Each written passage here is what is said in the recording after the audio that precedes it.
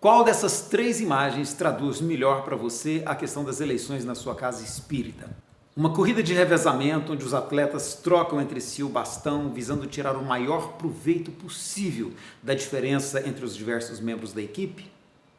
Ou um voo de gansos, onde as pessoas revezam as posições visando aliviar os colegas do cansaço de estar à frente dos trabalhos?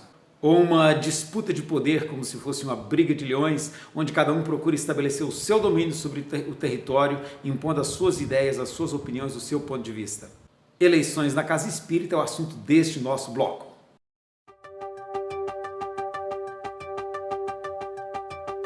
Hoje nós vamos tratar de um assunto, vamos dizer assim, espinhoso, porque é muito mal compreendido no meio espírita, que é a questão das eleições.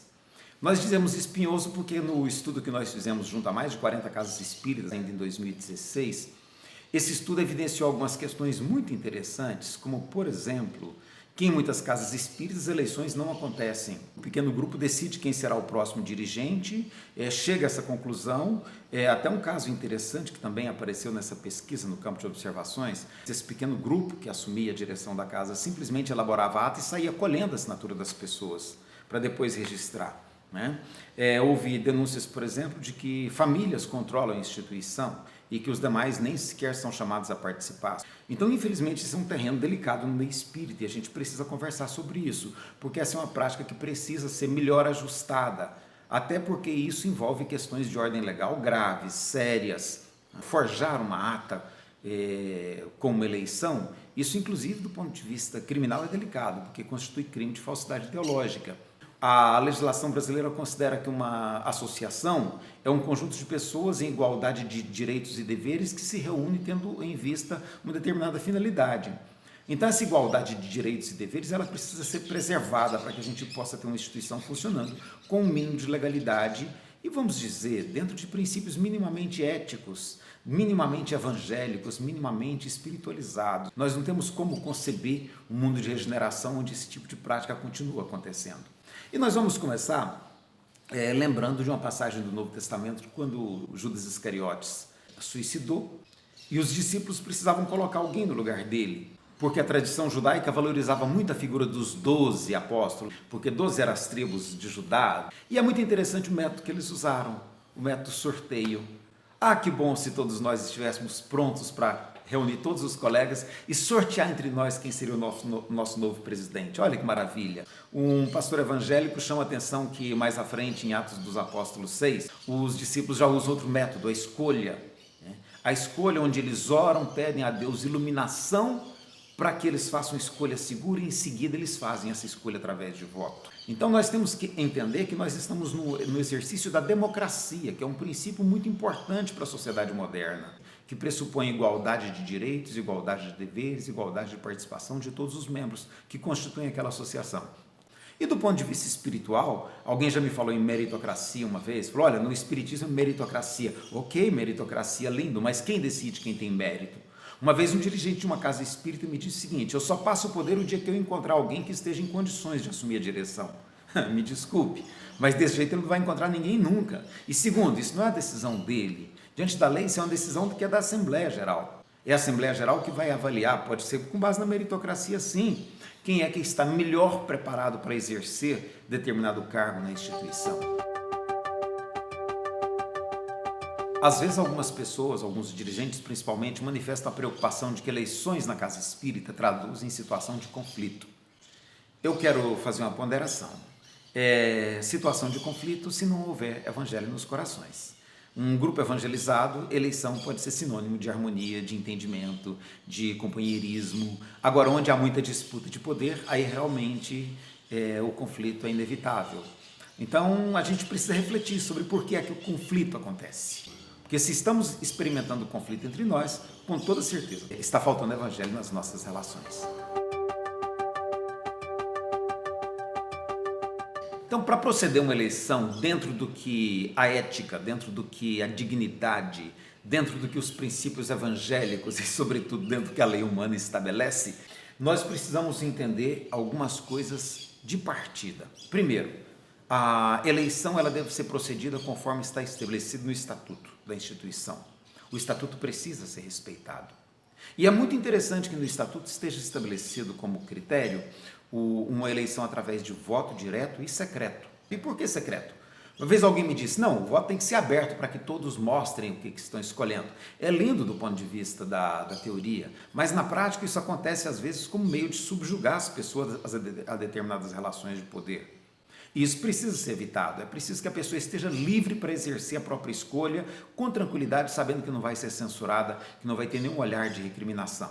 O outro ponto que é muito importante que a gente tenha clareza, a eleição deve ser divulgada antecipadamente, deve haver uma total publicidade desse ato, uma total transparência desse ato.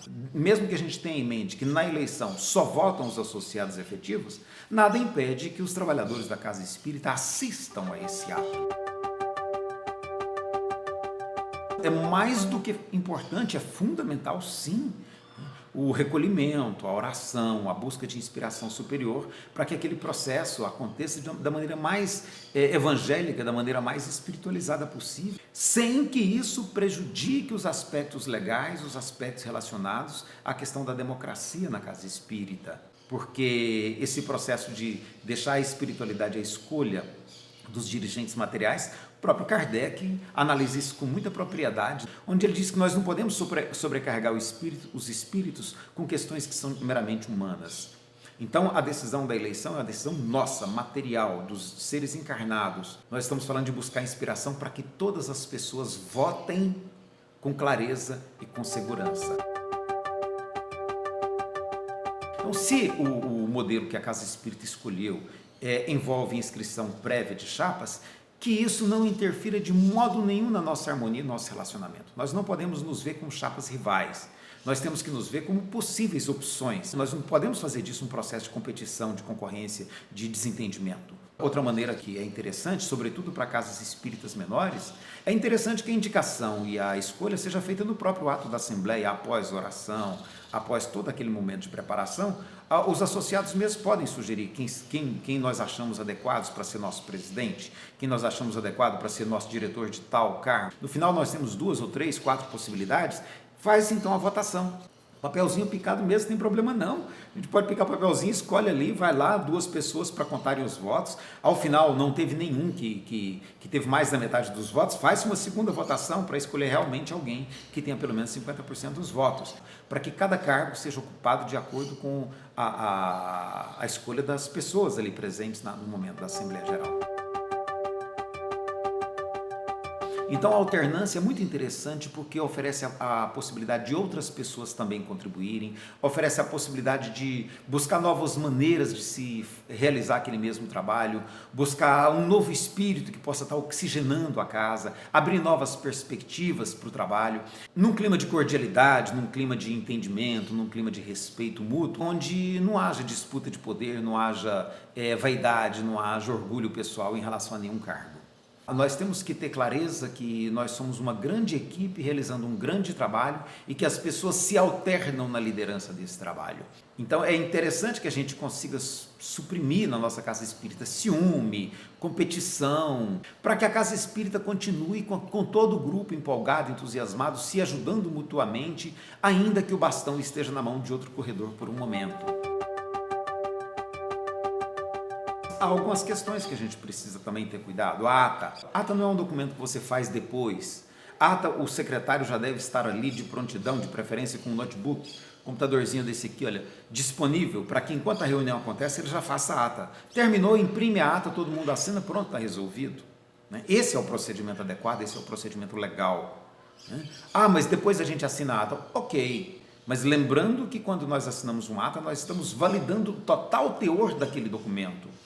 Portanto, é importante que a gente desenvolva esse hábito da legalidade de retratar na ata exatamente o que aconteceu e todos assinarem em seguida. A pessoa que faz essa ata tem que ter noção de ata e das exigências legais de uma ata, porque essa ata vai ser registrada em cartório para que a diretoria então possa assumir o seu papel diante inclusive dos aspectos legais da sociedade humana. Caso você queira estudar o assunto um pouquinho melhor, pode baixar o livro Gestão da Casa Espírita, que está disponível no site Fronteiras do Pensamento Espírita. Se você gostou desse vídeo, por favor, dá um likezinho aí, marca no sininho para receber os próximos vídeos, compartilha com seus colegas para que a gente possa estar ampliando essa discussão no meio espírita, que nós entendemos que é muito carente desse tipo de abordagem.